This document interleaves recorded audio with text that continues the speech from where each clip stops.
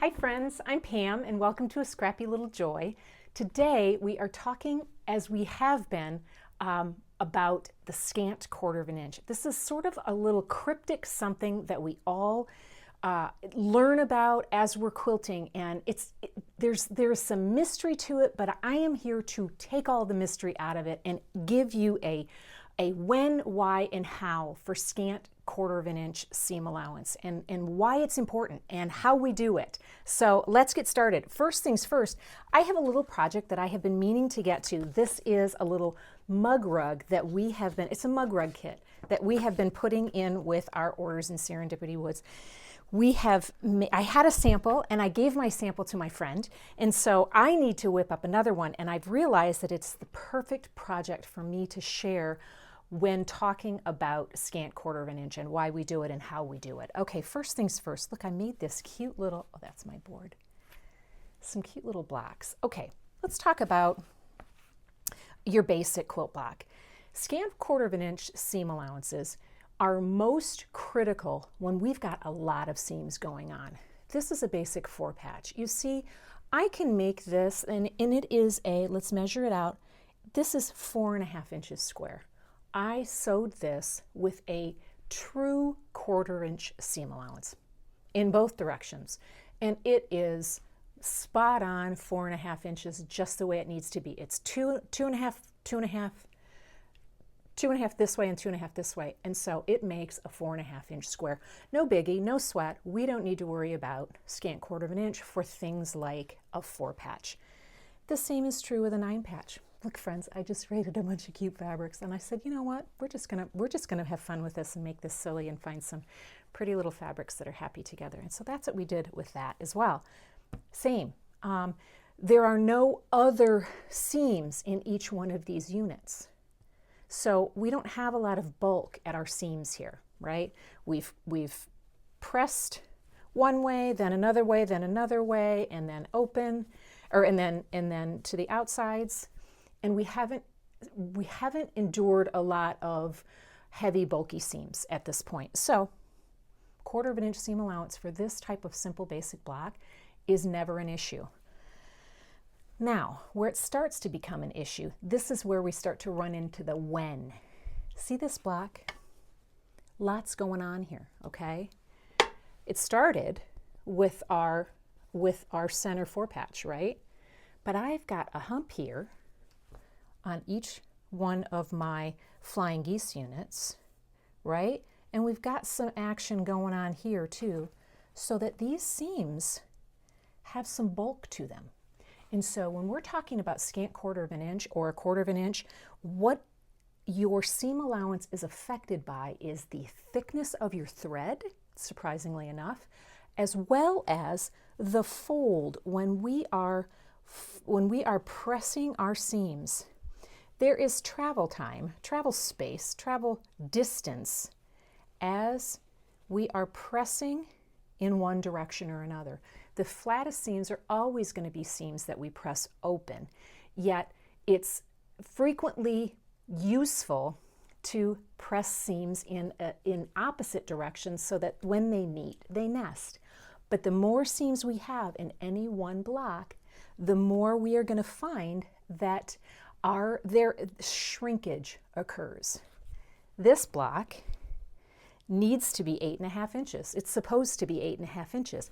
And if I made all of these seams a true 1/4 of an inch, I would find that this would be closer to 8 3/8 inches instead of 8.5 inches. While that doesn't seem like a lot, spread that over a quilt. And then you're trying to also match up with your sashing strips, which are one piece of fabric. Let's say if you're making a quilt with a sashing strip, that is, and you're going to struggle with, well, why is my block not? Maybe you need an 8 inch. Maybe it calls for an 8 inch sashing strip, and you don't understand why your sashing strip, which is all one piece of fabric, all one cut, is longer. That's because your block is smaller if you've been using a true 1/4 of an inch. So let's just take a minute and I'll show you what I mean with our little units for our Trixie's Tree Farm mug rug. So this is a simple little kit but it will give you an idea why we need a scant 1/4 inch, or how we can make a scant 1/4 inch. A couple things. Scant 1/4 inch seam, 1/4 inch presser foots. They often, many machines have 1/4 inch presser feet. Now, I had to find one. They would not have come with a Singer featherweight, but they're readily available. So you can very often go to any sewing machine store. They might have one.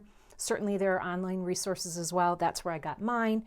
So what I want to share about, though, you can then use, just if you are using the very edge of your 1/4 inch presser foot, that's a true 1/4 inch.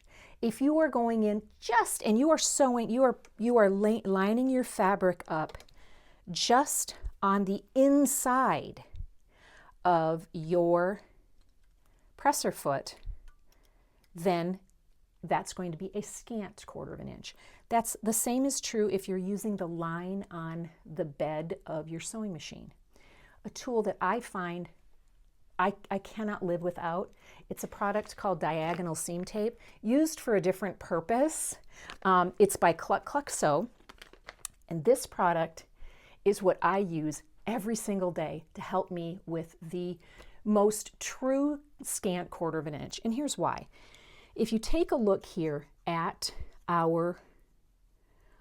this seam tape, what I do is I line this seam tape up on the bed of my machine so that this line here, the outside of this line, lines up exactly with either that 1/4 inch seam, 1/4 inch line on the bed of my machine, or the presser foot.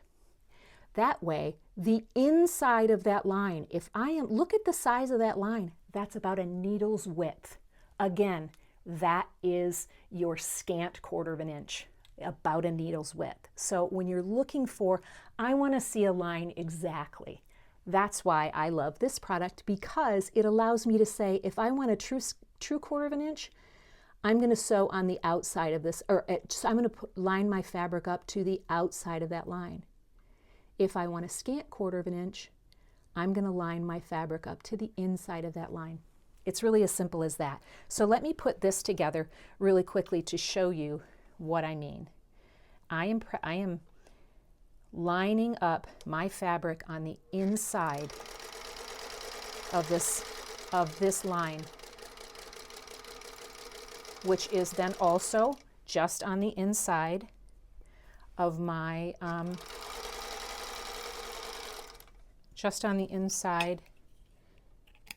presser foot as well. And then I'm going to grab another one, the next little tree bough, and I'm going to line that up the same. But what you're seeing here is a pattern of how this little tree is going together in such a way that there are a lot of pieces in this block. So if that is the case, then if I'm sewing at a true 1/4 inch seam allowance, then I'm going to be running into some shrinkage over time with all the seams I'm going to press. Now again, the flattest seams are always going to be if you're pressing open. And you can do that in some cases. Okay, so let's look, and we see we've got all these little seams, right? So I'm going to press these open, or press these, I will press them, I think I press these toward, no, I think I press them open. In fact, I bet my instructions tell me to press them open. Yeah, pressing the seams open, that's what I said. Okay. So if I'm pressing these seams open, that's going to give me the flattest seam on all of these. So the least amount of shrinkage, but even still, that thread takes up space. So be mindful of the kind of thread. Do your research on thread. I tend to use Aurifil 50 weight if I'm quilting. That's just a product that I like. Now, see, then we start to say, okay, if we were running into a problem with shrinkage with this little tree, then it wouldn't line up to the side triangles that need to line up alongside that. But it does, because we have used a scant quarter of an inch. So we'll line these up and also do a scant quarter of an inch.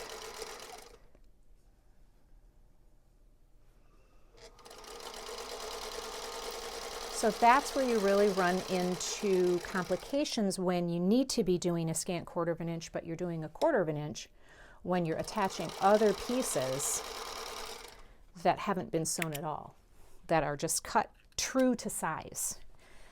So we've got that one, and we'll press this one over to one side, and then let's line up the other one the same way, and we're going to have a nice little scant quarter of an inch on that side.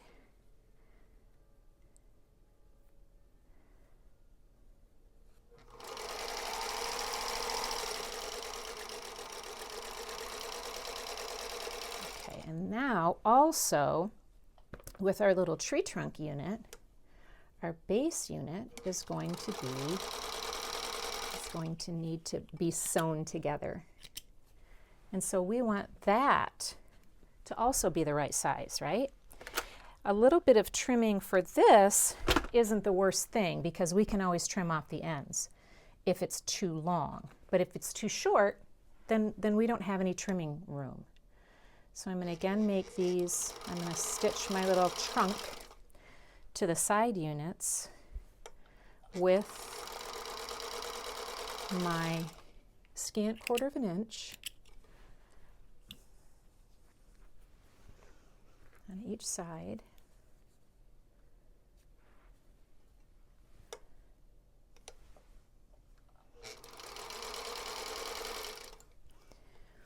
And then, look at me, I'm getting all used to my leaders and enders. I have a whole nother video series that we're going to do about leaders and enders too, so stay tuned for that.